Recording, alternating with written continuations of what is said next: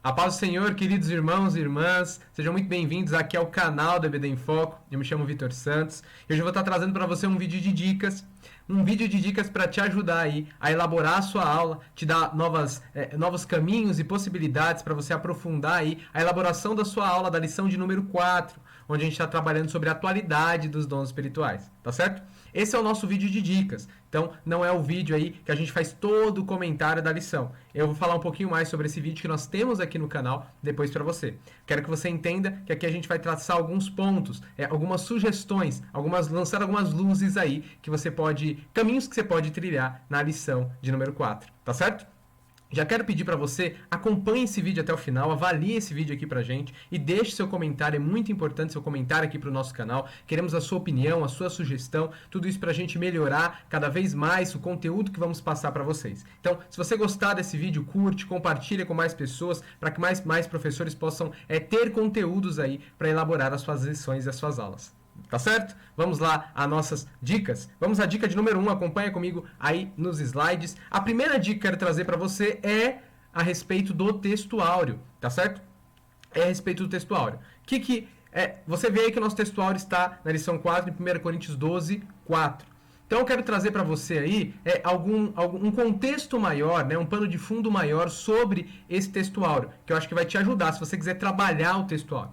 Às vezes, como a gente está trabalhando uma lição que são temas doutrinários, às vezes a gente não expõe muito o texto. A gente fala, né, faz explicações gerais comentando os tópicos, mas aí você quiser aprofundar o texto bíblico, explicar esse texto áureo, ou a leitura bíblica em classe, aqui a gente já vai estar te dando algumas sugestões para isso. Vamos lá? Primeira coisa que eu quero te lembrar é que a carta de Paulo aos Coríntios, a primeira carta aos Coríntios, a gente vê claramente o contexto que ela está sendo escrita.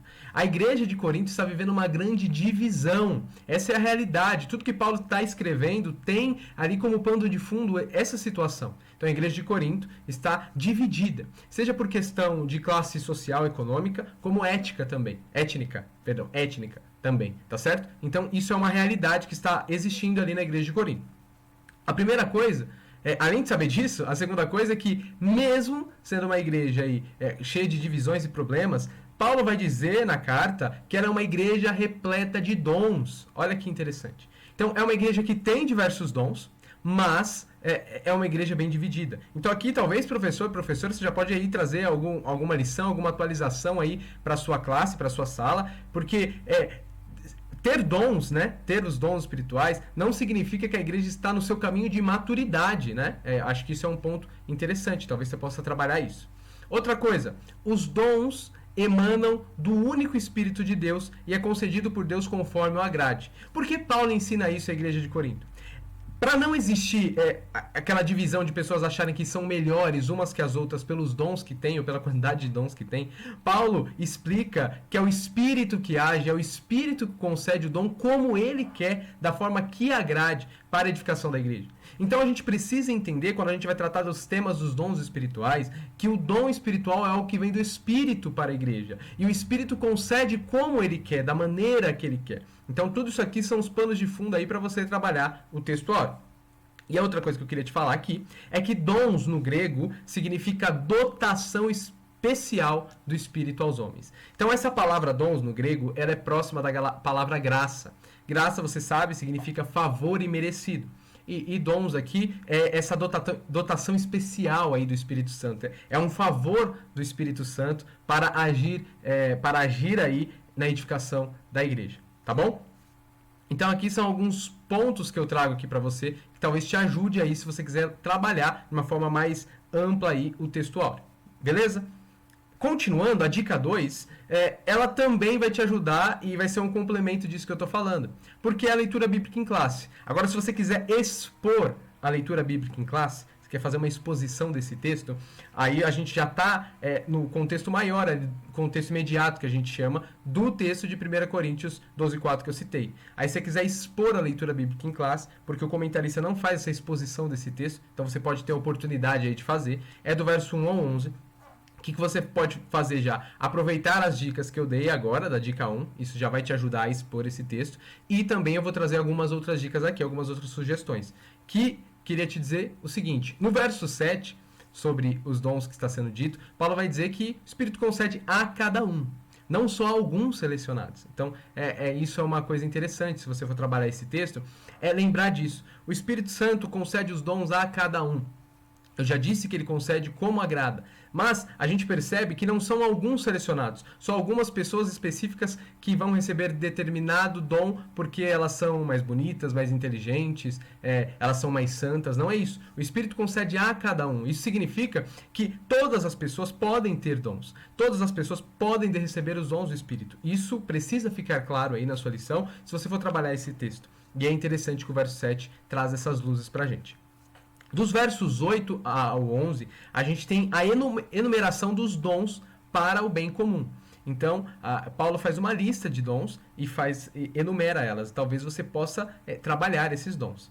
Tá bom? Então, perceba muito bem que Paulo está fazendo a sua exposição da ação do Espírito, e do verso 8 ao 11, ele enumera os dons espirituais, que são os dons ali que vão ser utilizados pelo Espírito para o bem comum, para o bem da comunidade, para o bem da igreja. E outra coisa que eu queria citar é que os pentecostais e os carismáticos acreditam nas manifestações dos dons nos dias de hoje. Curas, profecias, palavras de sabedoria, etc.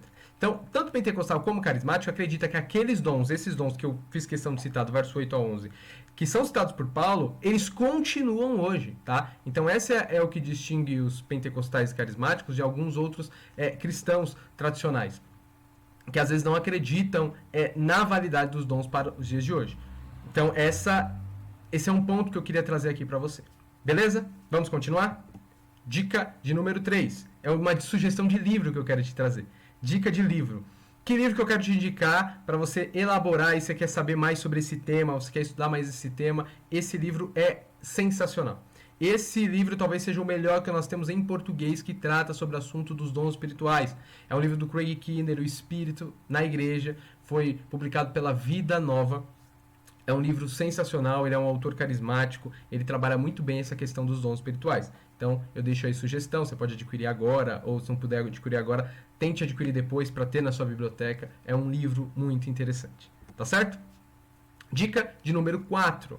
Quero trazer a dica de número 4, que dizer que dons é igual a frutos. Que é isso? Presta atenção nessa frase que eu coloquei aqui. A vinda do Espírito produz dons, mas produz especialmente frutos. Isso aqui, e quando a gente vai tratar do tema dos dons espirituais, precisa ser considerado. Para que dom? Por que dom?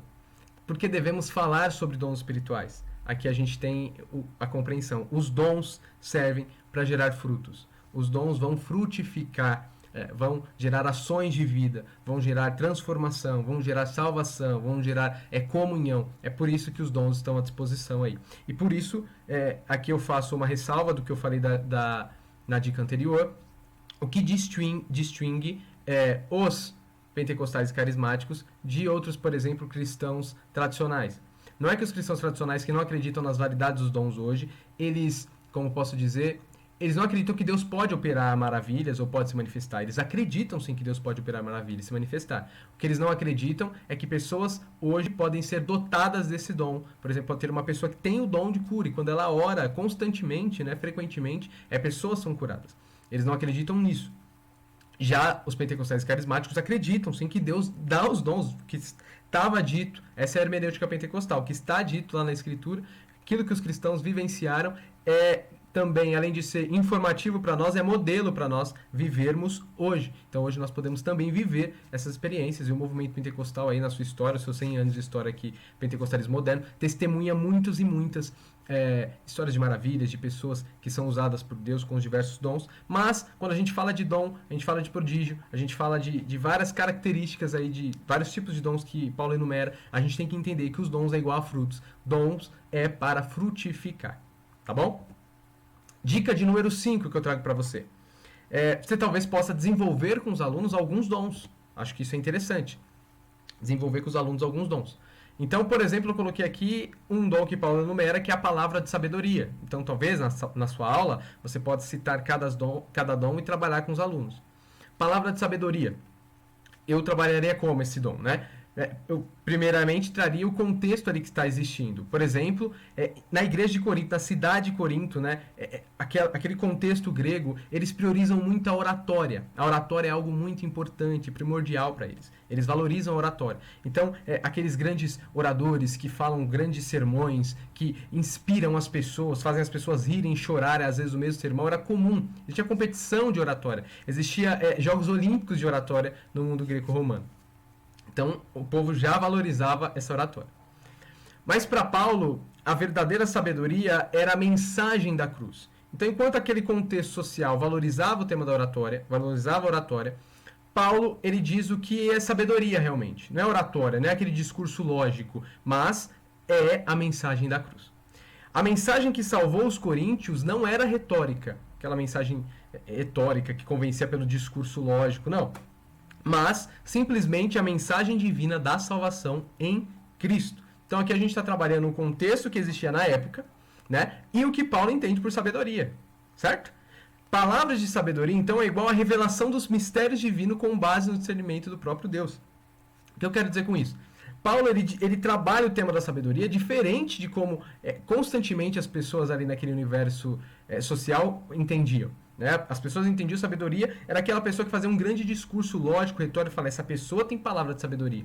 No contexto daquela época era assim que pensava. Mas Paulo distingue isso. Talvez, né? Por isso que a gente vê aquela constante confronto de Paulo e Apolo, por exemplo, que a igreja de Corinto colocava. De Apolo ser um grande orador, né? Aí talvez tenha essas raízes por conta desse contexto social. Mas Paulo vai deixar muito claro que a mensagem, a palavra de sabedoria, a sabedoria é a mensagem da cruz que convence as pessoas a entender essa revelação de Deus, né? Que consegue, ao expor a mensagem da salvação, que é loucura aos homens, é uma mensagem que transforma o coração dos homens e penetra dentro dos homens. Então, palavras de sabedoria, esse dom, é aquelas pessoas que são dotadas da capacidade do Espírito Santo de levar a mensagem da cruz, apresentar a mensagem da cruz, não importa que é com simplicidade ou não, mas apresentam essa mensagem da cruz e as pessoas elas são tocadas por essa mensagem. Elas conseguem entender a revelação divina, a revelação da salvação. Então aí, talvez é um dom que você talvez possa trabalhar na sua sala, como os demais dons, aí você tem a oportunidade de desenvolver. Beleza? Dica de número 6. Eu quero dizer para você que a gente tem o comentário completo da aula. Comentário completo da aula. Tanto no site do EBD em Foco, você pode entrar lá ebdemfoco.com, você vai ter todo o conteúdo, você vai ver ali as nossas lições atuais, as lições que passaram, você vai ter gravações completas, tá? Aqui no nosso canal no YouTube e no aplicativo do EBD em Foco, você vai encontrar o comentário completo da lição de número 4. Tá? Então você vai ter todo o comentário ali. O nosso irmão Eberson comenta tópico por tópico. É um comentário bem rico mesmo. Então, tudo que você quiser tirar todas as suas dúvidas sobre a lição 4, você pode consultar esse comentário. Vou deixar aqui na descrição do vídeo o link para esse comentário, mas você também pode acessar por esses meios que eu descrevi aqui. Tá bom? E a dica de número 7 é que eu quero te dizer que nós temos um material de apoio para você aqui na descrição do vídeo. Então, mais uma dica para você aí é o material de apoio que a gente disponibiliza para você, para te ajudar aí na elaboração da lição de número 4, tá bom? Essa é a 7ª dica. Irmãos, irmãs, eu quero agradecer a vocês, espero que vocês tenham gostado desse vídeo, deixe um comentário, espero que sejam dicas interessantes aí para você desenvolver o textual, desenvolver a leitura bíblica em classe, espero que possa te ajudar muito e muito, tá bom? Deus abençoe e até o próximo vídeo.